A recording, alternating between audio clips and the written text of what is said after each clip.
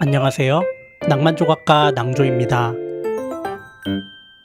최근 연일 계속되는 호우로 날씨가 굉장히 습한데요. 다들 비 피해 없이 잘 지내고 계신가요? 이쯤 되면 조각하기 전에 꼭 한 번씩 해줘야 하는 작업이 있는데요. 바로 조각도 연마입니다. 조각도는 날이 쇠로 되어 있어서 나무보다는 훨씬 단단하지만 계속 사용하다 보면 기스들이 생기고 마모가 되고, 단단한 나무를 조각하거나 칼을 험하게 사용하면 이렇게 날이 부러지기까지도 한답니다.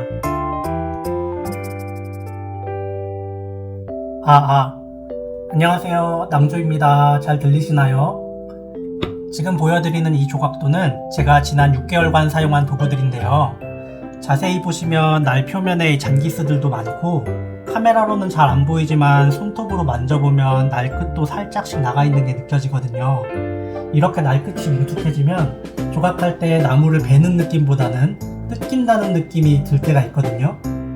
그럴 때가 바로 연마가 필요한 시점이라고 보시면 되겠습니다. 조각도 연마는 취향에 따라서 사포로 연마해 주셔도 되고 숫돌로 연마해 주셔도 되는데요. 어떤 방법으로 연마를 해주던 처음엔 거친 번호의 사포나 숫돌로 시작해서 고운 번호로 마무리를 지어주면 됩니다. 몇 번 사포를 써야 한다는 정답은 없어요. 어떤 분들은 200번 때부터 시작하시기도 하고 마무리를 8000번 사포나 가죽 스트로보로 하시는 분도 계시는데요. 제 경험상 날이 심하게 망가지지 않은 이상은 요 300번에서 400번부터 시작을 해서 5000번으로 마무리해도 충분했습니다. 먼저 준비된 사포를 평평한 작업대 위에 잘 고정시켜서 조각도를 연마해줄 준비를 해줍니다. 지금 보여드리는 조각도가 끝이 평평하다고 해서 평도라고 불리는 조각도인데요. 보시면 날 끝부분에 기스가 꽤 많이 나 있죠.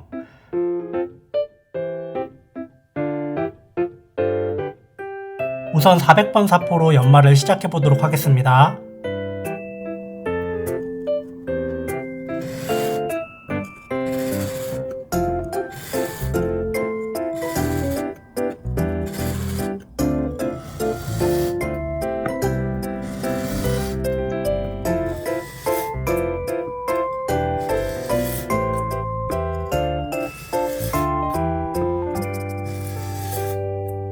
연마를 할 때에는 이렇게 위에서 아래로 반복하면서 갈아주는데, 이때 중요한 건 칼을 너무 눕히거나 세우지 않고 날의 각도를 딱 맞춰서 일정하게 유지해 주는 거예요. 각도가 흔들리면 요 날이 일직선이 아니라 둥글게 마모가 될 수 있기 때문에 주의가 필요한 부분입니다.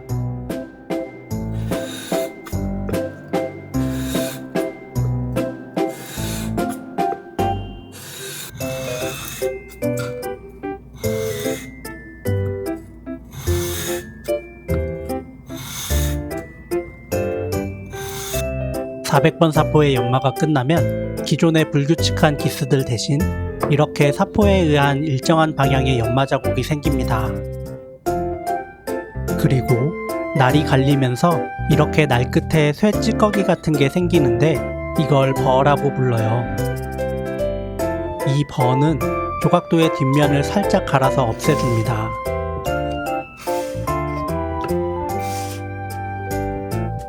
이렇게 조각도의 앞면과 뒷면을 반복해서 연마해주는 작업을 1000번, 2000번, 5000번 사포로 가면서 1시간 정도 연마해 보도록 하겠습니다.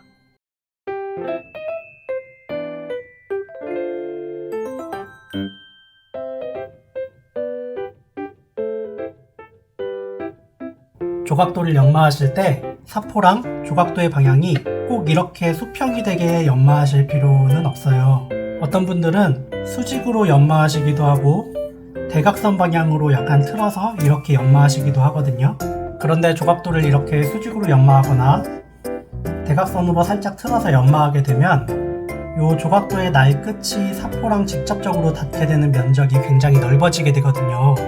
그렇게 되면 연마하다가 이 날 끝이 미세하게 깨질 위험이 있고, 또 이렇게 움직이는 과정에서 팔이 흔들리게 되면은 아까 말씀드린 것처럼 요 날의 모양이 일직선이 아니고 약간 둥글게 될 수 있는 그런 위험이 있어서 저 같은 경우는 수평으로 연마해서 날을 조금 미세하게 갈아주는 그런 방향을 선호합니다. 자, 이렇게 1시간 동안 조각도를 연마해 보았는데요. 귀멸의 칼날에 나오는 탄지로의 칼처럼 아주 반짝반짝하게 잘 연마되었죠? 그런데 이렇게 조각도 표면만 반짝거리게 연마해주면 과연 잘 연마했다고 할 수 있을까요? 사실 마지막으로 꼭 해줘야 하는 확인 작업이 하나 더 있는데요. 바로 이 조각도의 날이 평평하게 잘 연마되었는지 체크하는 과정입니다. 이렇게 반짝반짝하게 연마를 잘 해놓으면 연마가 잘 된 것처럼 착각하는 경우가 생길 수가 있는데 이게 사람이 하는 일이다 보니 연마하는 과정에서 날 끝에 전달되는 힘이 고르지 않아서 날이 고르지 않게 연마가 되었다거나 또 연마하는 과정에서 각도가 틀어져서 날이 평평하게 연마되지 않고 약간 이렇게 둥글게 연마가 되었다거나 하게 되면 조각할 때 나무가 지저분하게 뜯기는 느낌이 들게 되거든요. 그래서 조각도가 잘 연마되었는지 확인하는 방법은 총 3가지가 있습니다. 첫 번째는 조각도의 날을 직접 눈으로 관찰하는 방법이에요. 조각도를 빛에 비추어 보았을 때 빛 반사가 이중으로 생긴다거나 날에 층이 진 부분이 있다면 각도가 균일하지 않다는 뜻입니다. 두 번째는 조각도를 평평한 바닥에 올려보는 방법이에요. 날을 바닥에 딱 붙인 상태에서 조각도를 살짝 흔들어 봤을 때 바닥이랑 부딪히는 소리가 난다거나 어느 한쪽이 들린다면 날이 완전히 평평하지 않다는 뜻입니다. 세 번째는 금속 자처럼 반듯한 도구를 날에 대보는 방법입니다. 조각도와 자 사이에 틈이 보이지 않거나 빛이 새지 않으면 아주 잘 연마된 상태라고 볼 수 있습니다.